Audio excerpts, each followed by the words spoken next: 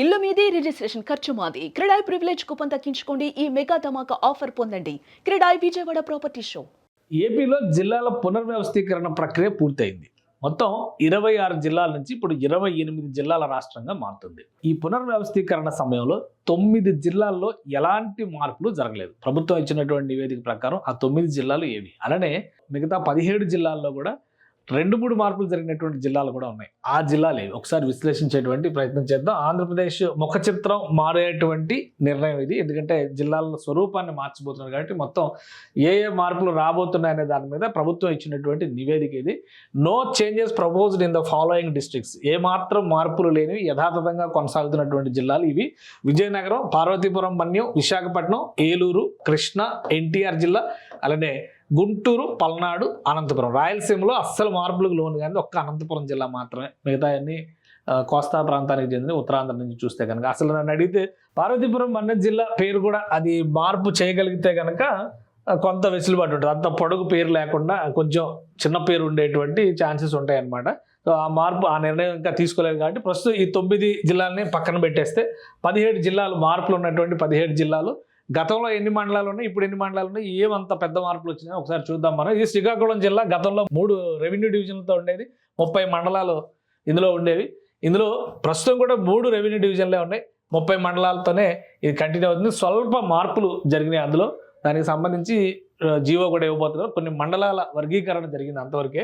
అనకాపల్లి జిల్లాలో కూడా 2 రెవెన్యూ డివిజన్లు ఉండే, 24 మండలాలు ఉండేవి. ఇప్పుడు అది 3 రెవెన్యూ డివిజన్లకు మారింది, 24 మండలాలు అవుతున్నాయి. జనాభాలో కూడా పెద్ద మార్పు ఏం లేదు, జనాభా కూడా యథాతథంగా ఉంది. స్వల్ప మార్పులు జరిగినాయి అంతర్గతంగా.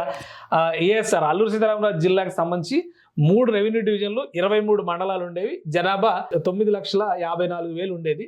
ఇప్పుడు దీన్ని విభజించిన తర్వాత ఒక రెవెన్యూ డివిజన్ అవుతుంది, 11 మండలాలు మిగులుతున్నాయి అల్లూరు సీతారామరాజు జిల్లాలో. ఇది 6,04,000 జనాభా వెళ్ళింది. అంటే చాలా జాగ్రఫీ వైజ్గా పెద్దగానే ఉంటుంది, బట్ జనాభా పరంగా చిన్నగా ఉంటుంది. ఎక్కువ గిరిజన ప్రాంతం, అటవీ ప్రాంతం ఉన్నటువంటి ప్రదేశం. ఇక పోలవరం జిల్లా అల్లూరు సీతారామరాజు జిల్లా నుంచి కొత్తగా ఏర్పడుతున్నటువంటి జిల్లా.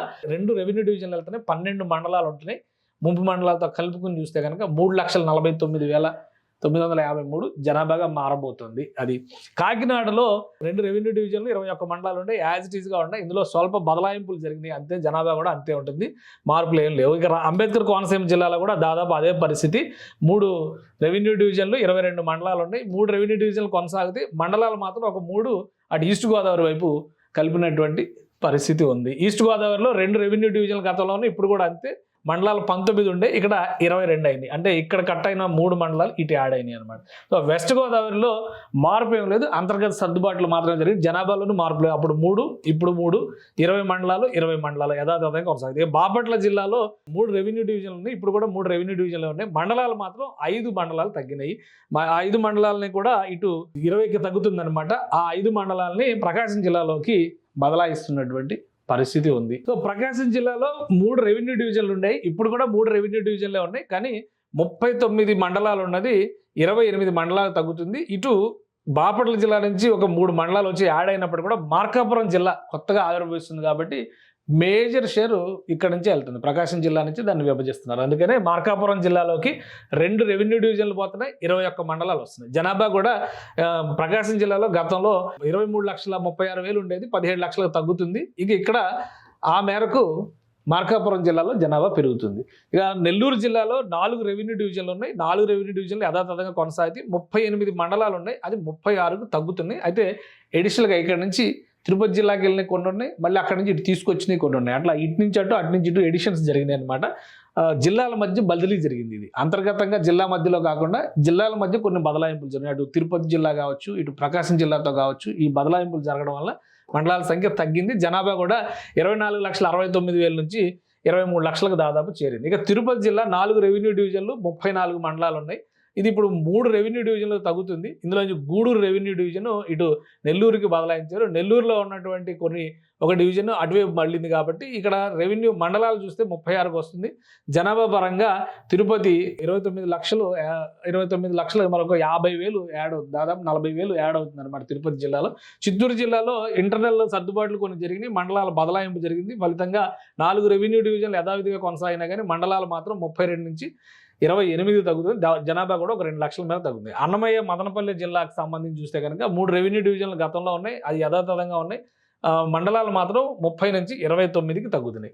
జనాభా కూడా దాదాపు ఒక 2,80,000 దాకా తగ్గుతున్నటువంటి పరిస్థితి ఉంది. కడప జిల్లాలో 4 రెవెన్యూ డివిజన్లు ఉన్నాయి. ఇప్పుడు కడప రాజంపేట యాడ్ అవ్వడం వల్ల 5 రెవెన్యూ డివిజన్లు పెరుగుతుంది. 37 నుంచి 41 మండలాలకి పెరుగుతుంది. జనాభా 20,60,000 నుంచి 23 లక్షలకు చేరుతుంది. కాబట్టి అది పెద్ద మార్పు. సత్యసాయి జిల్లాలో 4 రెవెన్యూ డివిజన్లు ఉన్నాయి, ఇప్పుడు 5కి పెరుగుతుంది. అలానే 32 మండలాల నుంచి 32 మండలాలు యథావిధిగా కొనసాగుతున్నాయి. సత్యసాయి జిల్లాలో జనాభా కూడా సేమ్ ఉంది. అంటే కొత్తగా సత్యసాయి జిల్లాలో ఒక రెవెన్యూ డివిజన్ క్రియేట్ అవుతుంది. ఇక కర్నూలు జిల్లాలో 3 రెవెన్యూ డివిజన్లు 3 యథావిధిగా కొనసాగుతున్నాయి.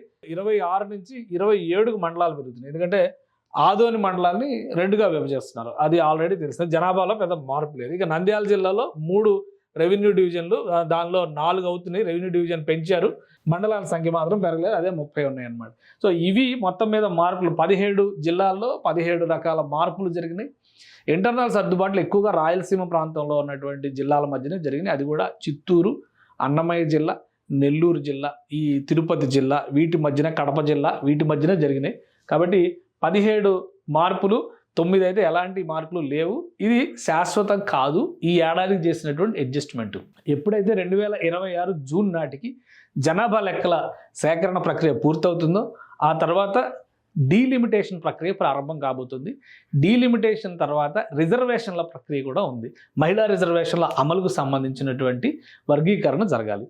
సో ఇవన్నీ జరగడానికి 2027 వరకు మనం వెయిట్ చేయాలి.